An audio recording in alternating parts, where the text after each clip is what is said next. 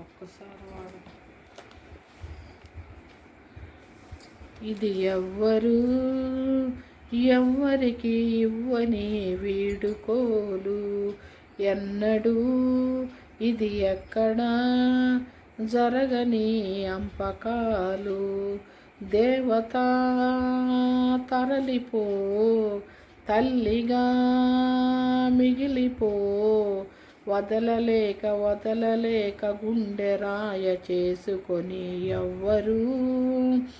ఎవ్వరికి ఇవ్వని వీడుకోలు పసిబిడ్డగా పుట్టి కూతురై పెరిగి కోడలై భర్తకు భార్య అయి బిడ్డకు తల్లి అయి ఇల్లాలిగా తల్లిగా తల్లికి తల్లిగా నవ్వులు ఏడుపులు కలిపి దిగమింగి ఇంటినే గుడి చేసిన దేవత సెలవిమ్మని అడిగితే సెలవిమ్మని అడిగితే ఇది కనని వినని సంఘటన అపూర్వ సంఘటన ఇది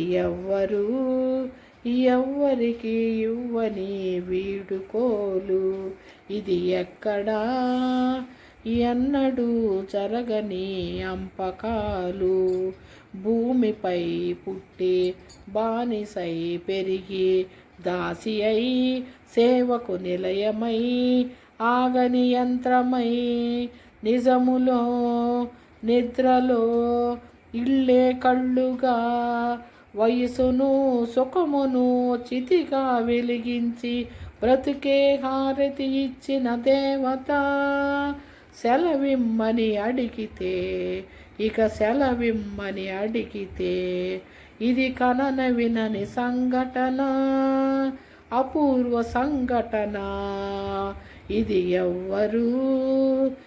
ఎవ్వరికి ఇవ్వని వీడుకోలు ఇది ఎక్కడా ఎన్నడూ జరగని అంపకాలు దేవత వెడలిపో తల్లిగా మిగిలిపో వదలలేక గుండె రాయ చేసుకొని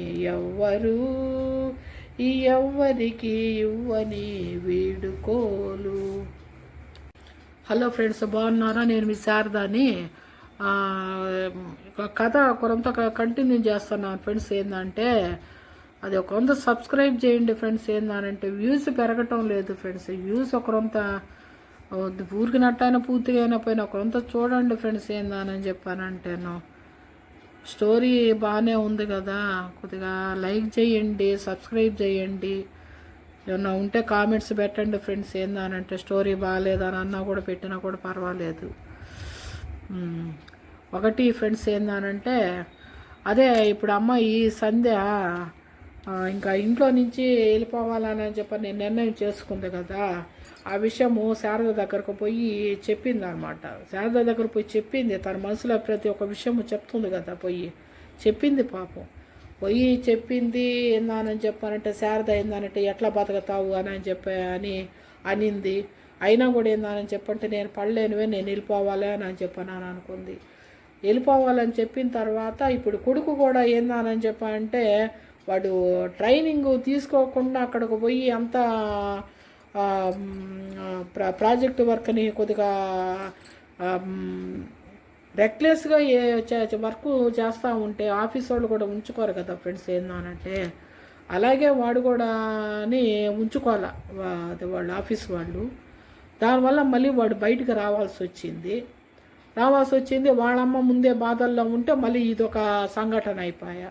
అయినా కూడా ఏంటంటే అన్నిటికీ కామ్ అయిపోతూ ఉంది సంధ్య. ఏందానంటే ఒక నిర్ణయానికి వచ్చేసినప్పుడు మనిషిని ఎవరు ఆపలేదు ఫ్రెండ్స్. ఏందానంటే అది ఎలానని చెప్పానంటే ఆడ మనిషి మనసు చాలా సున్నితము.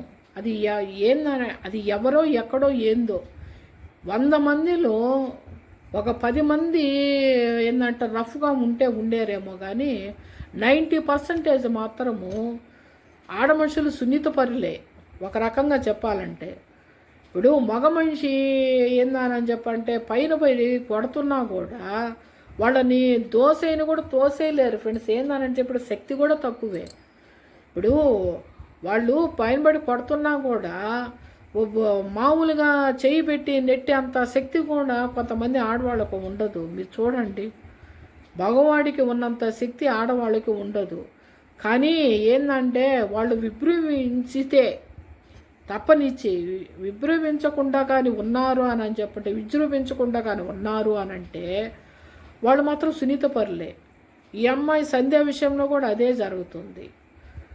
అది నిర్ణయించుకుంది, ఇంకా ఏందంటే వెళ్ళాలా అని అనుకుంది, వెళ్ళిపోవాలి ఫ్రెండ్స్. ఏందనంటే అది తనది ఎక్కడైనా ఇప్పుడు తండ్రి దగ్గర తల్లి దగ్గర తలదాచుకునేదానికి లేదు స్థానం. ఎట్లాగానంటారా అని చెప్పానంటే 4 రోజులు చూశారు అనంటే మళ్ళీ వాళ్ళు 5వ రోజు నీ భర్త దగ్గరకు పోయి నువ్వు కాపురం చేయాలా అని అంటున్నారు. కొంతమంది చూడండి ఫ్రెండ్స్, ఏందానంటే తల్లిదండ్రి మీరు ఏందానంటే మీరు ఎన్నన్నా బాధలు పడండి, మీరు వెళ్ళిపోండి ఇంట్లో నుంచి, మీరు మొగుడు కాడే ఉండాలి అని చెప్పానని చెప్పేవాళ్ళు ఉన్నారు కదా. ఆ ఉన్నప్పుడు వీళ్ళని కూతుళ్ళని పంపించేసిన తర్వాత పక్క రోజు 2వ రోజు అమ్మాయి ఆత్మహత్య చేసుకుందానో, అమ్మాయి ఏందానని చెప్పానంటే ఏదో మింగిందానో, ఏదో ఒకటి ఏందానని చెప్పంటే న్యూస్ తల్లిదండ్రులకు ప్రతి ఒక్క దగ్గరకు వస్తుంది ఆ మాట. ఈ మధ్యన కూడా కొన్ని జరిగాయి ఫ్రెండ్స్. ఏందానని చెప్పానంటే మీరు ఆ యూట్యూబ్లో చూడండి. నేను భర్త దగ్గర బాధలు పడుతున్నాను అని చెప్పి వాళ్ళ బావకి మెసేజ్ పెట్టింది. బావ నేను ఏందా అంటే బాధలు పడుతున్నాను ఆయన దగ్గర. ఆయన ఏందానని చెప్పానంటే ఇప్పుడు సంధ్యా భర్త ఏమో ఏ పని బట్ట లేకుండా తిట్టి కొట్టేవాడు. ఇప్పుడు నేను చెప్పిన అమ్మాయి సంగతి ఏందనంటే అమ్మాయిని సెక్సువల్గా అతను ఏందానని చెప్పానంటే కొద్దిగా వేధిస్తున్నాడు. ఆ మందులని ఈ మాకులని మింగేది ఆ అమ్మాయి మీద ప్రతాపం చూపిస్తున్నాడు. ఆడ మనిషి ఎన్ని రోజులు గమ్ముకుంటుంది? గమ్ముకుండలేక భర్తకు అది వాళ్ళ అక్కకి చెప్పింది. వాళ్ళ అక్క ఏంటంటే సంసారం కదమ్మా, కొత్తలు అట్లాగే ఉంటుంది అని చెప్పనింది. తర్వాత వింటం లేదు అని చెప్పానని బావకు ఫోన్ చేసింది. బావకి కూడా వాట్సాప్కి కూడా ఆ మందులు మాకులన్నీ పెట్టింది. అయినా కూడా వాళ్ళు నైట్ టైం వచ్చిన అదే అని చెప్పని వాళ్ళు కామ్ అయిపోయారు. నిద్రలేసేటప్పటికి ఆ అమ్మాయి చనిపోయింది అని చెప్పని వార్త వచ్చింది. అట్లాగా బిడ్డనన్నా పోగొట్టుకుంటారు కానీ ఈ పరువు ప్రతిష్టే మాకు ముఖ్యము. పేదవాళ్ళకైనా కూడా ఫస్ట్ మెయిన్ ఈ మిడిల్ క్లాస్ వాళ్ళకి మాత్రము ఈ ఒపీనియనే ఉంటుంది. మిడిల్ క్లాస్ ఫ్యామిలీస్కే ఉంటుంది ఇది ఈ ఒపీనియన్. మామూలుగా హై క్లాస్ వాళ్ళకి మామూలుగా ఉండదు. వాళ్ళు ఏందనంటే వాళ్ళు తీసుకునే డెసిషన్సే వేరుగా ఉంటాయి. ఇప్పుడు ఈ సంధ్య పరిస్థితి ఏంటంటే ఈ మిడిల్ క్లాస్ ఫ్యామిలీ పరిస్థితి అమ్మాయిది. ఇప్పుడు వాళ్ళ అమ్మ దగ్గరికి పోయి భర్త నుంచి విడాకులు తీసుకొని అయినా కూడా పోయి ఆడ ఉండవచ్చు. ఎట్లాగానంటే సంధ్యకి మామూలుగా అన్నదమ్ముళ్ళు లేరు. ఈ అమ్మాయి పోయి ఉండొచ్చు, తల్లిదండ్రులు చూసుకోవచ్చు. అతని దగ్గర నుంచి విడిపోయి బిడ్డ ఏందనంటే వాడు ఉద్యోగం చేస్తూ ఉంటే ఎక్కడో దగ్గర పెళ్లి చేసేసి తల్లిదండ్రుల్ని పెట్టుకొని ఈ అమ్మాయి అక్కడ ఉండిపోవచ్చు. కానీ ఆ స్థానం ఎవరు ఇవ్వాలి? తల్లిదండ్రులు ఇవ్వాలి. తల్లిదండ్రులు ఇవ్వనప్పుడు ఆ సంధ్య ఏం చేస్తుంది? ఇంకా బయటికి పోయేదానికే నిర్ణయించుకొని ఆలోచించుకుంటుంది. ఎట్లాగానని చెప్పానంటే ఆమె వెళ్ళిపోయినప్పుడు ఎక్కడికైనా వెళ్ళిపోయినప్పుడు కనీసము ఒక 10,000 రూపాయలైనా కూడా చేతిలో ఉండాలి. తను ఎక్కడైనా కూడా స్టే చేసేదానికైనా ఉండాలి. ఇంకొకటి ఏందనంటే తను అంతో ఇంతో చదువుకోనుంది.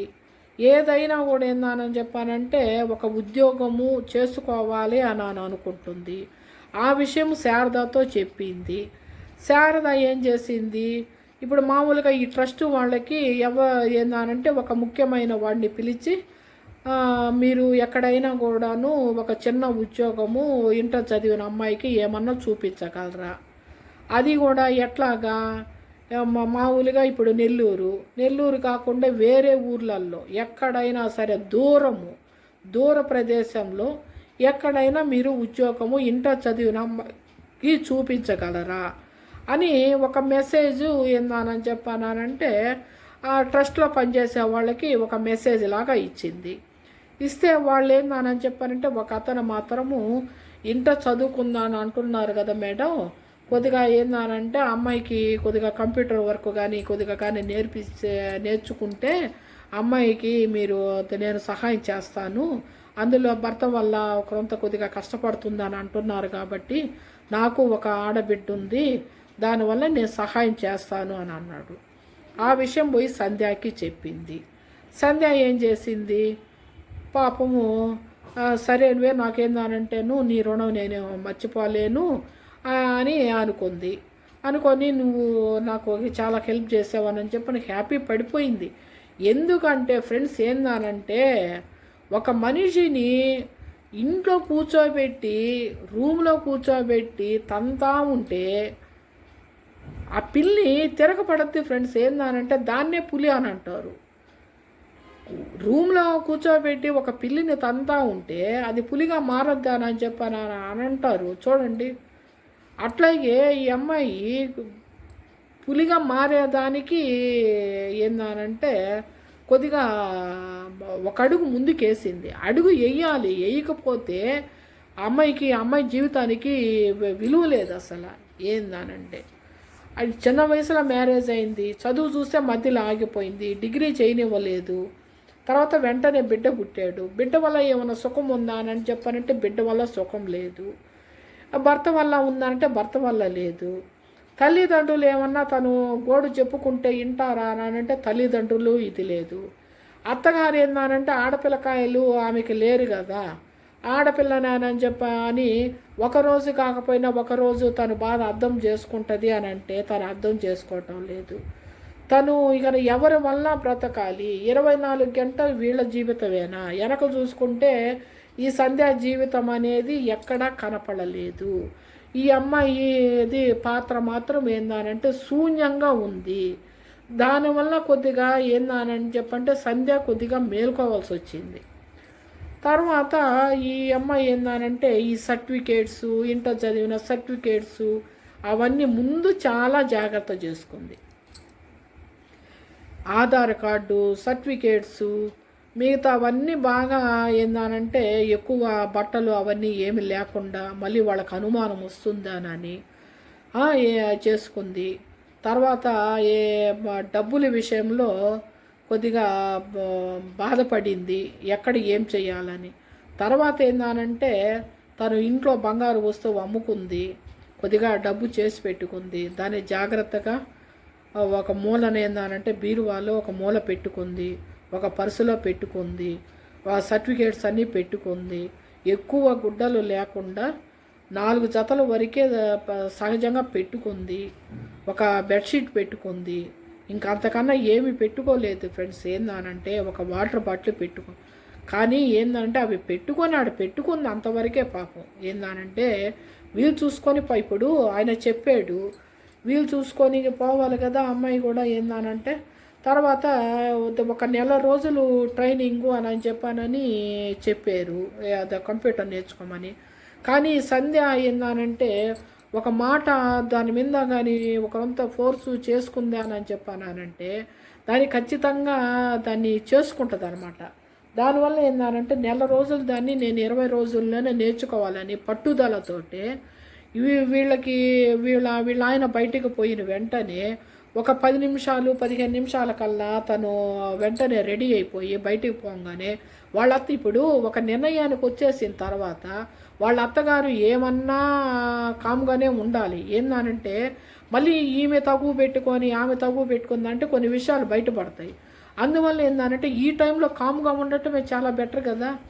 దానివల్ల బెటర్గా ఉండేదానికి తను కామ్ అయిపోయింది అనమాట. కాము అయిపోయిన తర్వాత వీడు పిల్లవాడు మాత్రము ఏందనంటే కొద్దిగా వాడు అబ్జర్వ్ చేయటం మొదలుపెట్టాడు.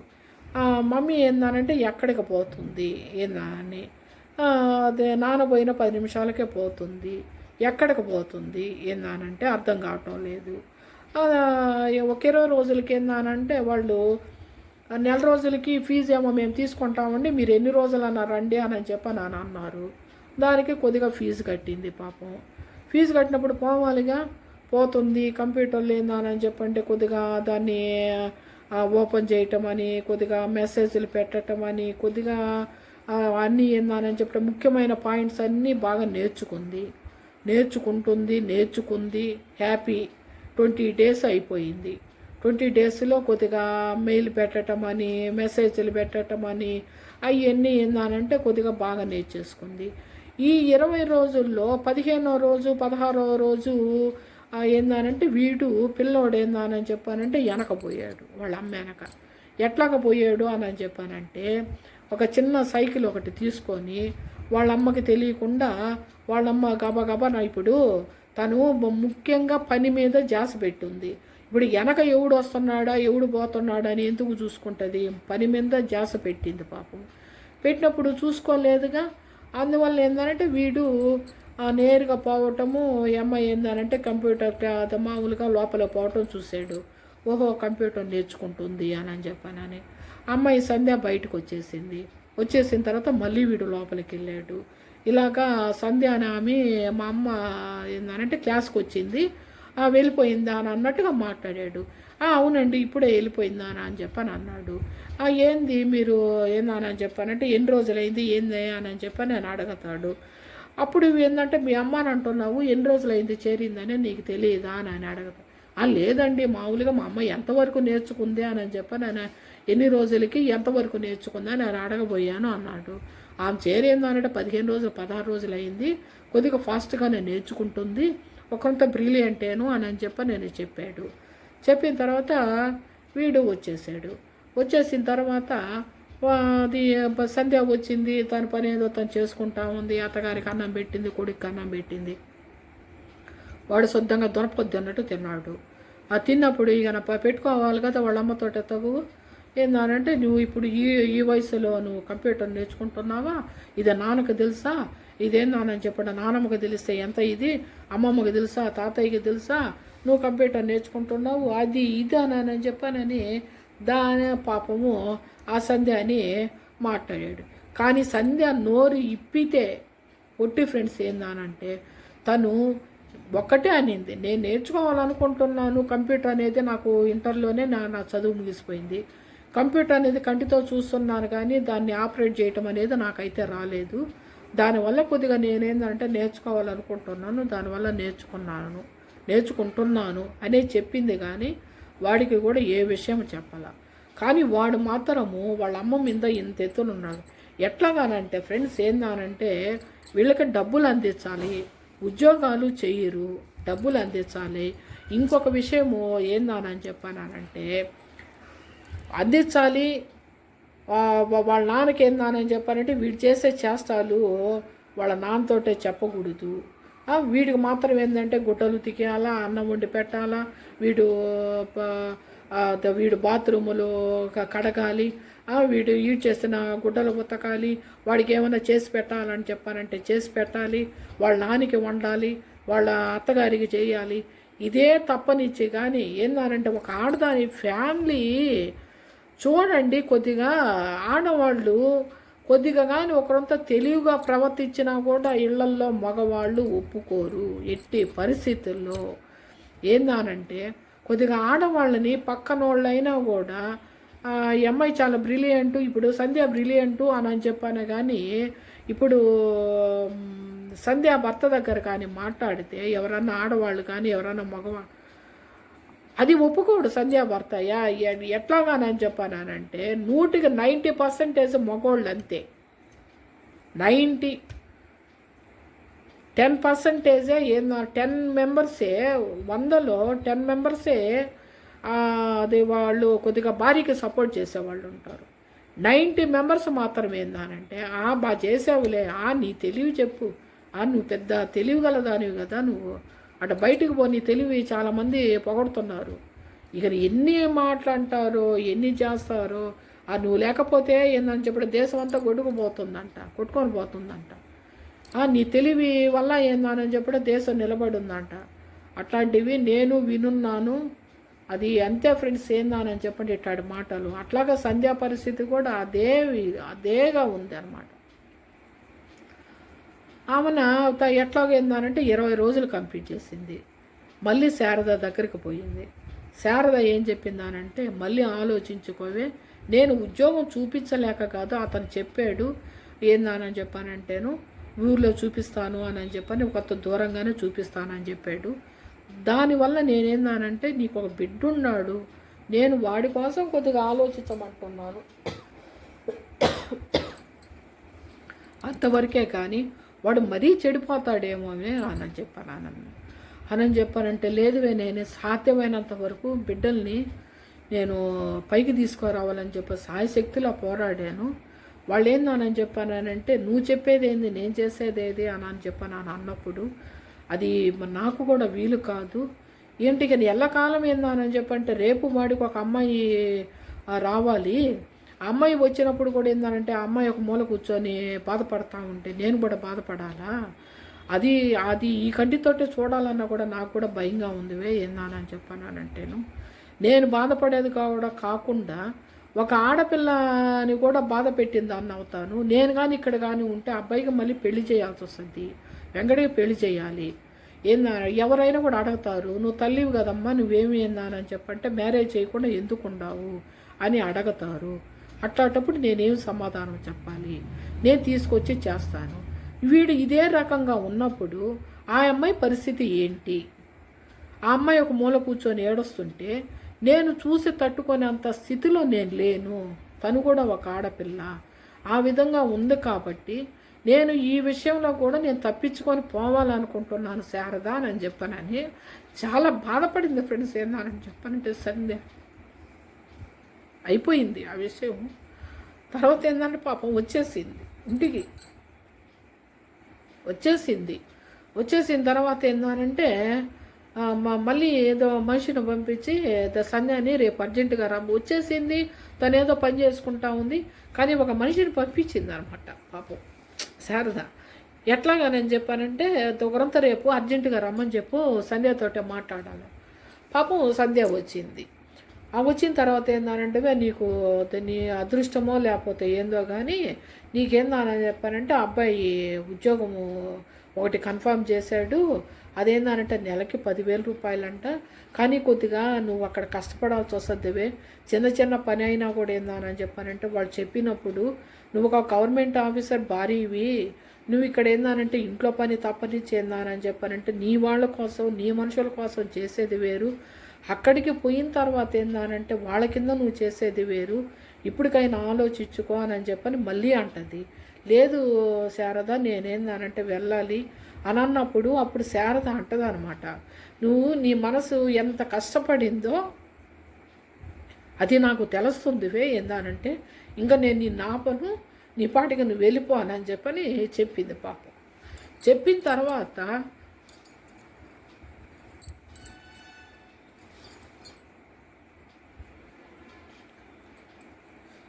సరే నేను నీ దగ్గర డబ్బులు ఎంత ఉంది అని చెప్పని అడగద్ది.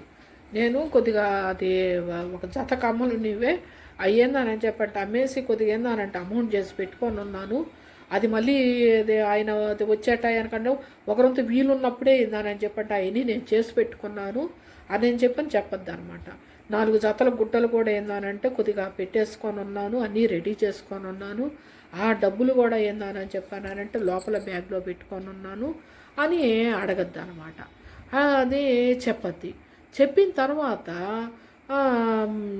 ఏందనంటే సరేను రేపేందానని చెప్పానంటే ఎన్ని గంటలకి నువ్వు రాగలవు అని చెప్పి నేను అంటది. నువ్వు బయట పడాలి కదా, అవి ఇప్పుడు అతను ఏందానని చెప్పంటే వేకోసామన కానీ అయితే మేడం నేను ట్రైన్ ఎక్కిచ్చేస్తాను, ఆ అమ్మాయి ఏందానని చెప్పానంటే గుంటూరు కన్నా కూడా ఇంకా పైకి ఏందానని చెప్పానంటేను ఆ ప్లేస్ ఏందానని చెప్పండి ఒక పల్లెటూరు లాగా ఉంటుంది. అక్కడ ఏందానని చెప్పండి చిన్నది ఒక రొంత నెట్ అనేది అది మామూలుగా కంప్యూటర్స్ అనేది పెట్టుకొని ఉన్నారు వాళ్ళు. అది ఇప్పుడు వాళ్ళు ఏందానని చెప్పి కొద్దిగా చిన్న కంపెనీలాగా ఒకటి పెట్టుకొని ఉన్నారు. అక్కడ ఈ అమ్మాయి పోయి ఏందానని చెప్పానంటే అక్కడ కొద్దిగా వాళ్ళకి వచ్చిన ఇప్పుడు అక్కడ వర్క్ చేస్తున్న వాళ్ళకి కొద్దిగా కాఫీలు ఇవ్వటము అట్లాంటివి చిన్నగా చేస్తూ ఉంటేను ఈ అమ్మాయి ఏందానని చెప్పంటే కంప్యూటర్ వర్క్ అనేది వీలున్నప్పుడు ఏందానని చెప్పి కొద్దిగా ఒక గంట కంప్యూటర్ ఇస్తారు. ఈ అమ్మాయి దాన్ని కానీ కొద్దిగా కానీ డెవలప్ కానీ చేసుకుంటే కంప్యూటర్ వర్కే ఇస్తారు అని చెప్పనని క్లియర్గా చెప్పుకుంటాడు అనమాట. ఆ విషయం కూడా సంధ్యకి చెప్పొద్దు అనమాట. సరేను శారద, నేనేందంటే నేను అన్నిటికీ ఒప్పుకోనన్నాను. నేను ఈ బాధలు భరించలేక నేను బయటికి పోవాలనుకుంటున్నాను కాబట్టి నేను వెళ్ళిపోవాలని అనుకో. సరే వైపు ఇప్పుడు 15,000 రూపాయలు అని చెప్పానంటే నీకు పోంగానే రూమ్ కావాలి కదా అని చెప్పని అంటది. అప్పుడు ఏందని చెప్పానంటే శారద చెప్పొద్దు అనమాట. అక్కడ ఒక అమ్మాయి ఏందని చెప్పి కొత్తగా చేరుందంట. అమ్మాయి ఏందని చెప్పి ఒక రూమ్ తీసుకొని ఉంది. కానీ ఆ రూము బాడిగా ఎక్కువైన దానివల్ల అమ్మాయి కట్టలేను అని చెప్పానని ఆ రోజు బాధపడుతుందంట. నువ్వు దాంట్లోకి అక్కడికి వెళ్ళిందని చెప్పానంటే అమ్మాయి తోట నువ్వు షేర్ చేసుకో అని చెప్పని అంటది. నీకు బాడుగ తక్కువ అవుతుంది. నీకు ఏందని చెప్పానంటే వర్క్లో కూడా ఏందానంటే అమ్మాయి నువ్వు ఏందానంటే ఇద్దరు చేసుకుంటా ఉన్నారని చెప్పానంటే ఇంట్లోనూ నీకు వర్క్ కూడా అంతగా అనిపించదువే, నువ్వు వెళ్ళిపోవటం అని చెప్పని అని అంటది కూడా. అప్పుడు శారద ఏమని చెప్పొద్దానంటే నేను అక్కడ పెట్టిన విషయము బయటికి రాకూడదు. ఈ విధంగా ఏందానని చెప్పంటే ఈ ట్రస్ట్లో పనిచేసి అతను ఉద్యోగం చూపించాడు అని చెప్పని బయటికి రాకూడదు. నువ్వు ఎవ్వరికి ఏమీ తెలియకూడదు. నువ్వు బయట పడేది కావాలంటున్నాను కాబట్టి నేను నీ ఫ్రెండ్ను కాబట్టి నేనే ఏందానని చెప్పానంటే నీకు హెల్ప్ చేస్తున్నాను. ఒకటి చెప్పొద్దు అనమాట సంధ్య ఏందానంటే మళ్ళీ నేను ఎప్పుడు చూస్తానువే నిన్ను అని చెప్పాను అని అడగద్దు అనమాట. పాప పెద్దగా ఏడ్చి అడిగితే అప్పుడు ఏందానని చెప్పానంటే సంధ్య శారద చెప్పద్ది, నువ్వు రావద్దు,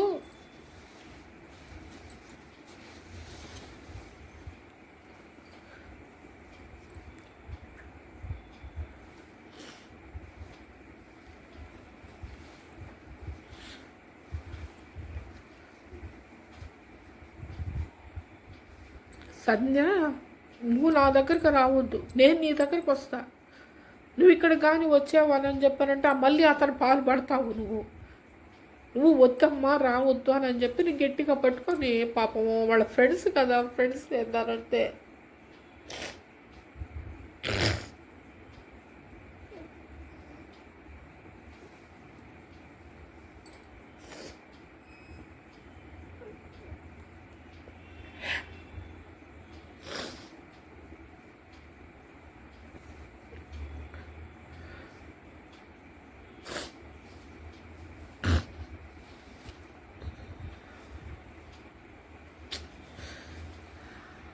సబ్స్క్రైబ్ చేయండి ఫ్రెండ్స్, నేను మళ్ళీ కంటిన్యూ చేస్తాను.